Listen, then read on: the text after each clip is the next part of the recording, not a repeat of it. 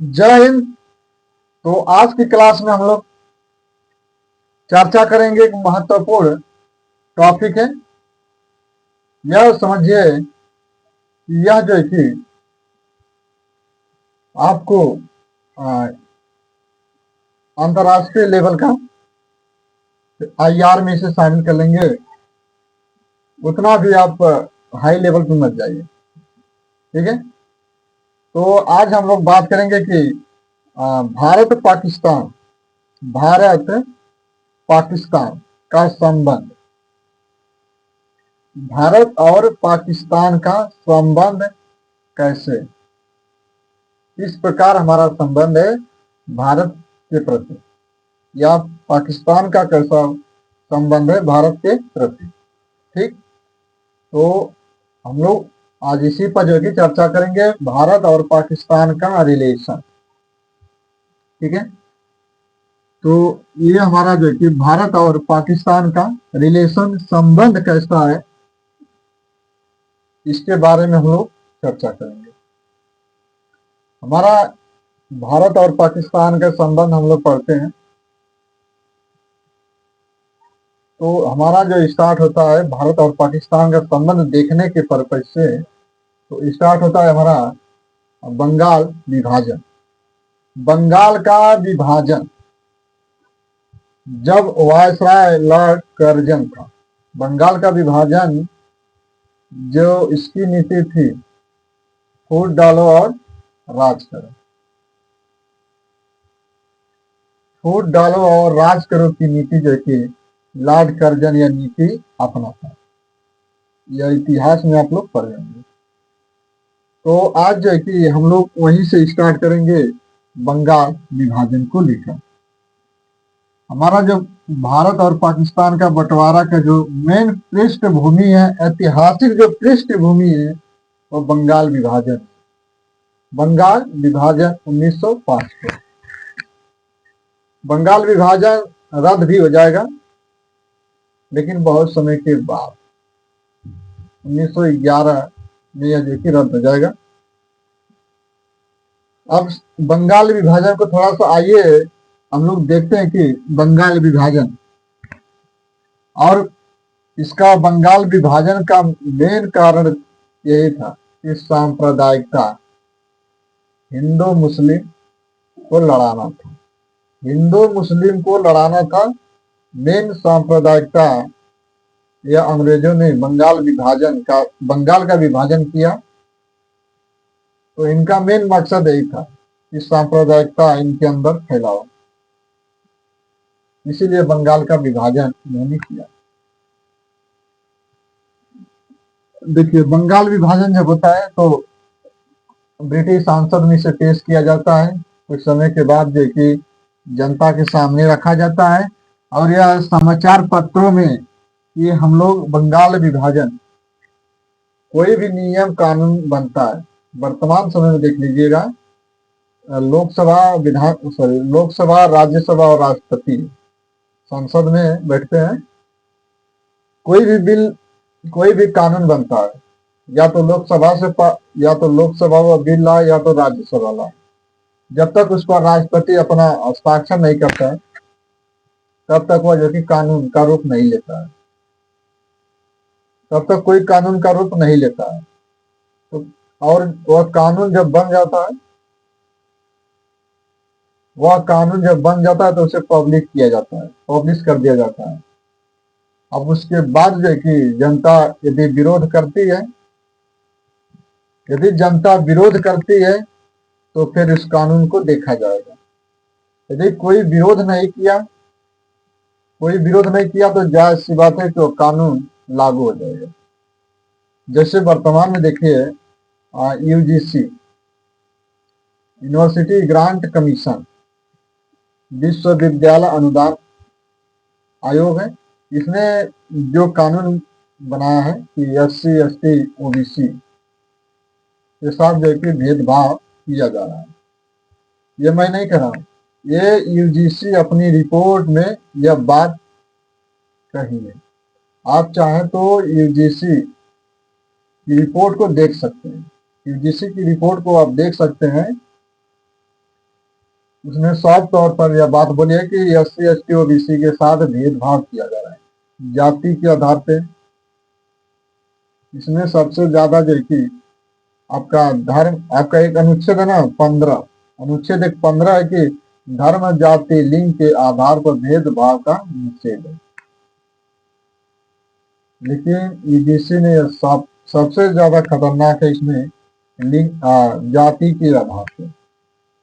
ठीक, यह लोगों के अंदर अभी मानसिकता है जाति के आधार पर भेदभाव किया जाए। ठीक है, तो यह जो कि ईडीसी ने जो कानून जो गाइडलाइन जारी किया है, यदि उसका विरोध नहीं होगा तो लागू हो जाएगा।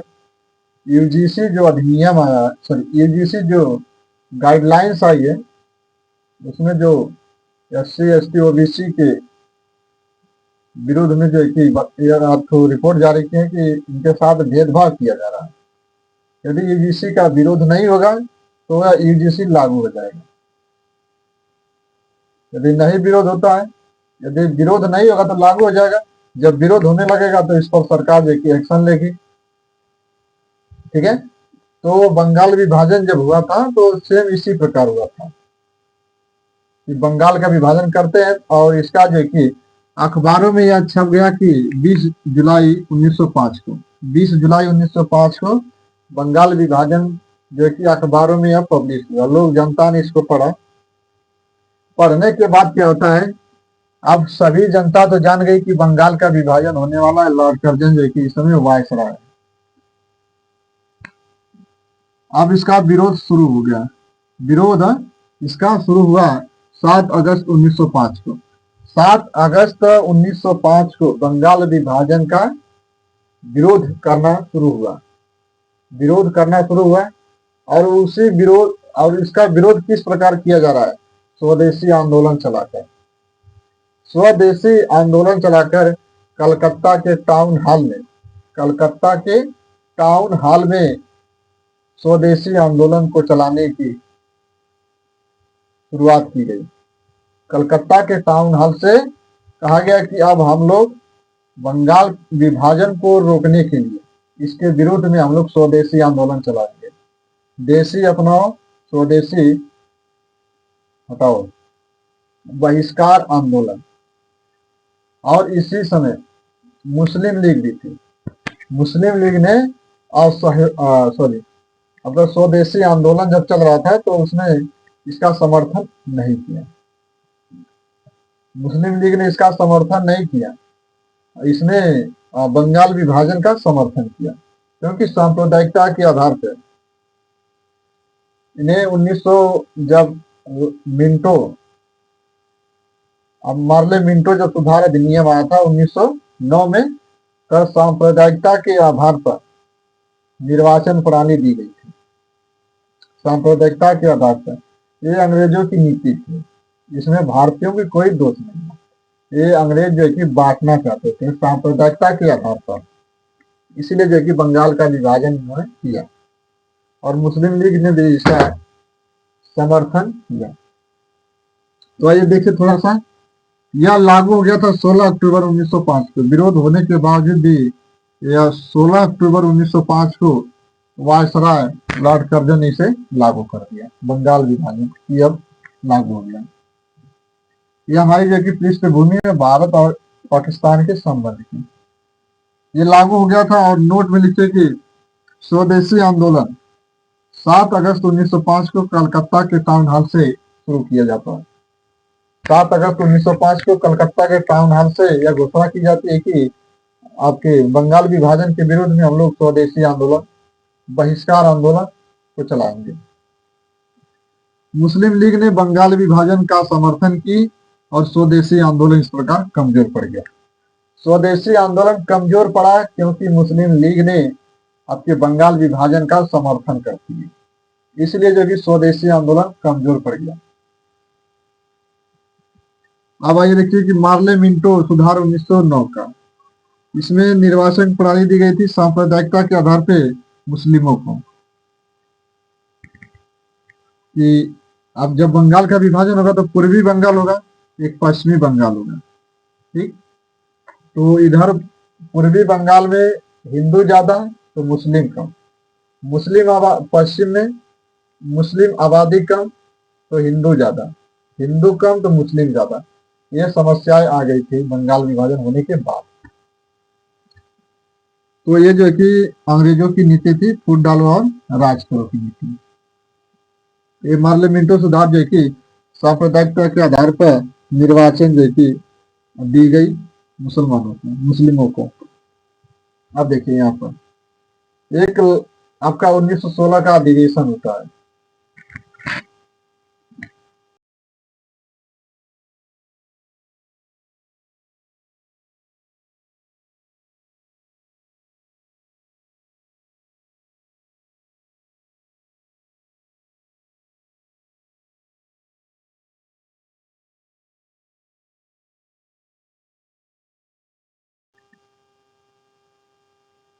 तो 1916 का अधिवेशन होता है।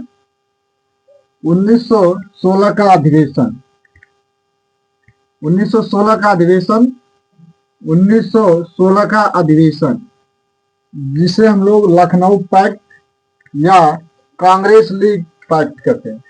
कांग्रेस और मुस्लिम लीग के बीच में यह समझौता होता है। समझौता हुआ और इसका जो अध्यक्ष थे, आपके जो लखनऊ में अधिवेशन हो रहा है 1916 का, आपने पढ़ा होगा कि सूरत अधिवेशन 1916 वाला मुस्लिम लीग और कांग्रेस बट गई थी। नरम दल और गरम दल में बट गई थी। 1916 का जो सूरत अधिवेशन होता है, 1916 में यह मिल गए। इसे लखनऊ पैक्ट या Muslim League pact, sorry Congress League pact के नाम से जानते हैं। 1916 और इसके जो अध्यक्ष थे अंबिका चरण मजूमदार थे और इसके जो अध्यक्ष वही थे। लखनऊ में अधिवेशन हो रहा है और अब आइए थोड़ा सा देखते हैं, लेकिन इसका विरोध करते हैं मदन मोहन मालवीय। कहते हैं कि ये लोग अभी तो 1916 में ये लोग बटे थे, फिर ये बटेंगे। इसी में जो है कि स्वराज मेरा जन्मसिद्ध अधिकार है, स्वराज मेरा जन्मसिद्ध अधिकार है, मैं इसे लेकर रहूंगा। इसी समय यह नारा दिया जाता है बाल गंगाधर तिलक जी के द्वारा कि स्वराज मेरा जन्मसिद्ध अधिकार है, मैं इसे लेकर रहूंगा, तुम देवो कैसे नहीं अंग्रेज। भाई ये देश मेरा है, मेरा जन्म यही हुआ है, ये मेरा स्वयं का राज चलेगा। ठीक है। तो लखनऊ में विरोध मदन मोहन मालवीय और नारा दिया गया था स्वराज मेरा जन्मसिद्ध अधिकार है। लखनऊ में अध्यक्ष थे इसके अंबिका चरण मजूमदार। 1916 का अधिवेशन, आप बस इतना 1916 अधिवेशन आप इतना याद कर लेना। ठीक है। 1916 का अंबिका चरण मजूमदार, मदन मोहन मालवीय, बाल गंगाधर तिलक,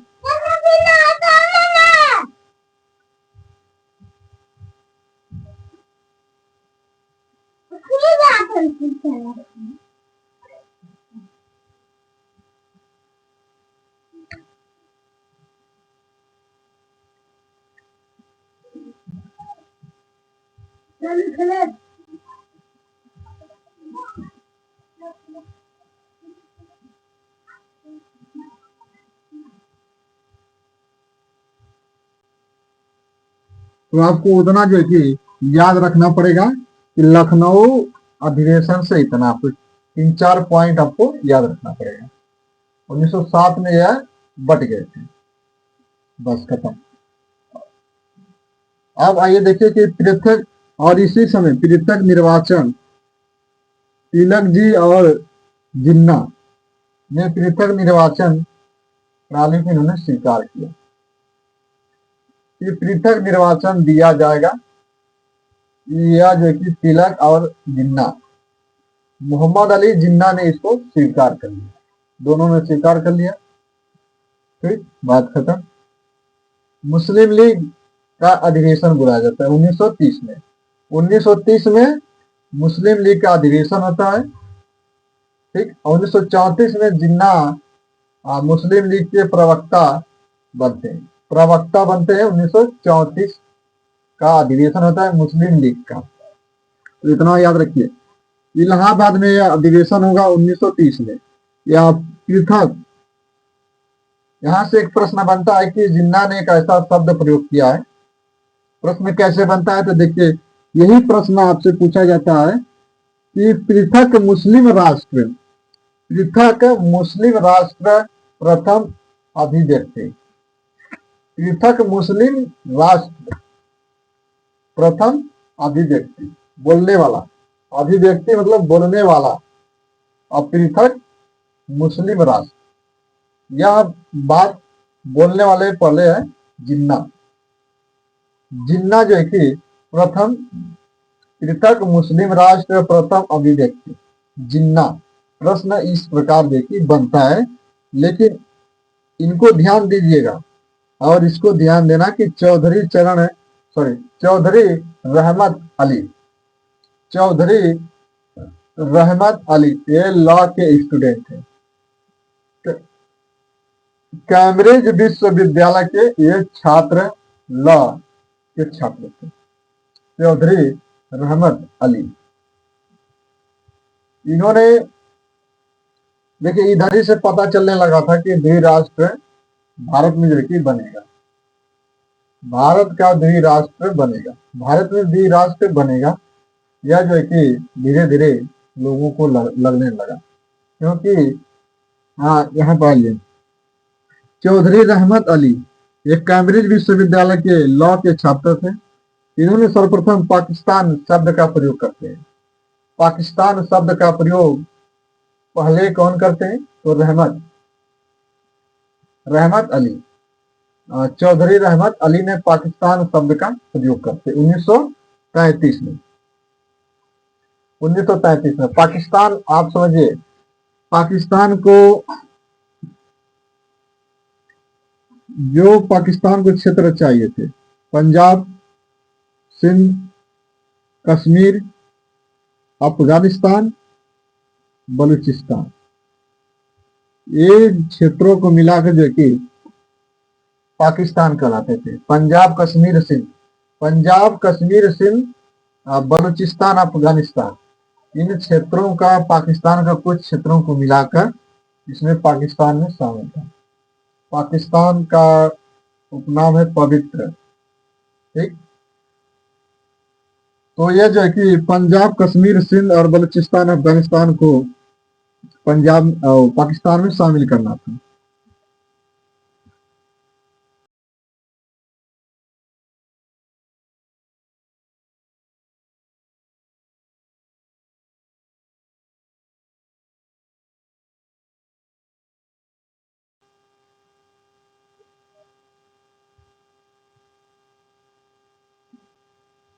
तो चौधरी रहमत अली एक कैम्ब्रिज विश्वविद्यालय के छात्र थे।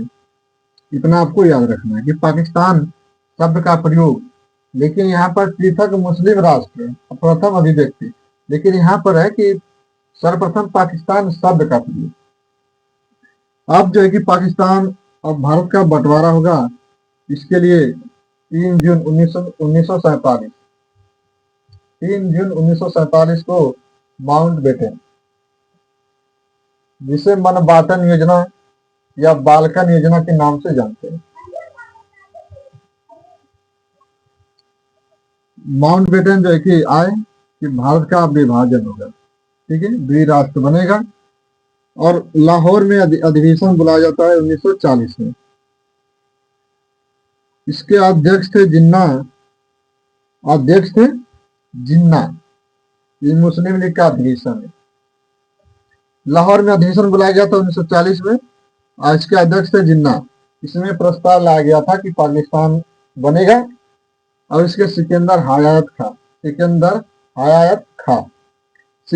हयात खां ने प्रस्ताव पेश करते हैं। इन्होंने प्रस्ताव को लाए थे, लेकिन इन्होंने प्रस्ताव लाए सिकंदर हयात खां, लेकिन प्रस्ताव को पेश किसने किया तो फजलुल हक ने पाकिस्तान प्रस्ताव को पेश किए, लेकिन लाए थे सिकंदर हयात खां, और इसके समर्थन में थे खली खुज्मा, खली खुजमा खां, इन्होंने इसका समर्थन किया कि पाकिस्तान बटेगा। और अंत में यही होता है कि अंत में यही हुआ, पाकिस्तान बट गया। ठीक, अब क्या देखेंगे कि पाकिस्तान ये आजाद हुआ 14 अगस्त को और भारत आजाद हुआ 15 अगस्त को। भारत मनाता है अपना स्वतंत्रता दिवस 15 अगस्त को, पाकिस्तान मनाता है 14 अगस्त।